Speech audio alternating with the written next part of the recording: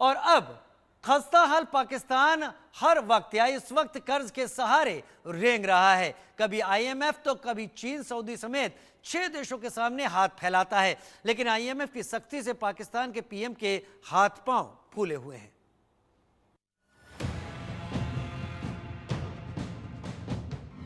कर्ज के कीचड़ में धंस चुका है पाकिस्तान। बाहरी भीख से भी नहीं मिल रही राहत। बिक जाएगा, लुट जाएगा कर्ज के लिए पाकिस्तान। आईएमएफ का रेड सिग्नल, पाक की फूटी किस्मत। कर्ज में डूबा पाकिस्तान, अब शहबाज भी हलकान। कंगाल पाकिस्तान में बेशक पेट्रोल और डीजल की कीमतें घटाई गई हों, लोगों के जख्म पर मरहम लगाने की कोशिश की गई हो, लेकिन पाकिस्तान की आर्थिक हालत खस्ताहाली होती जा रही है।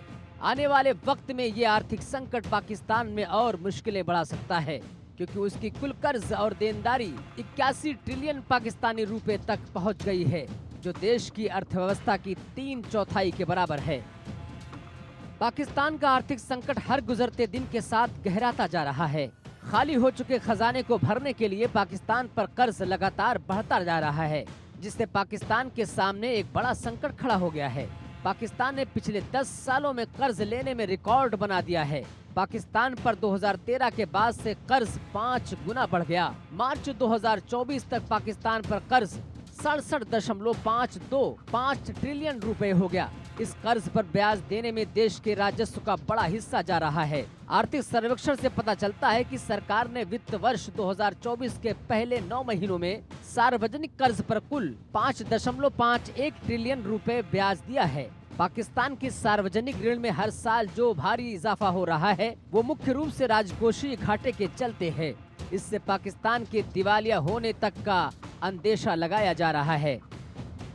एक तरफ खाली झोली को भरने के लिए पाकिस्तान के हुक्मरान दरबदर की ठोकरें खाए जा रहे हैं, तो वहीं शहबाज शरीफ अवाम में पैठ मजबूत करने के लिए नए शिगुफे छोड़ रहे हैं। आईएमएफ की तरफ से कसता शिकंजा पाकिस्तान के लिए जी का जंजाल बन गया है। पाकिस्तान को कर्ज देने पर आईएमएफ अपनी शर्तों पर नचा रहा है और मजबूर लाचार पाकिस्तान हर शर्त पर हामी भरने की दुहाई दे रहा है। ये पाकिस्तान है जो कर्ज पर कर्ज लेते जा रहा है, लेकिन खाली झोली है कि भरने का नाम नहीं ले रही है।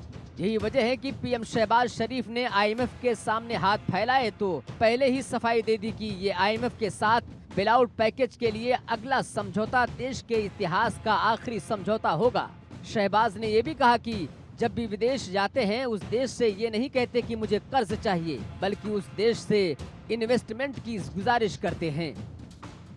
पाकिस्तान सरकार फिलहाल आईएमएफ के साथ 6 से 8 बिलियन डॉलर के बीच के ऋण के लिए बातचीत कर रही है, क्योंकि पाकिस्तान धीमी गति वाली अर्थव्यवस्था के लिए डिफॉल्ट को रोकने के लिए ऋण कार्यक्रम को सुरक्षित करने का प्रयास कर रहा है।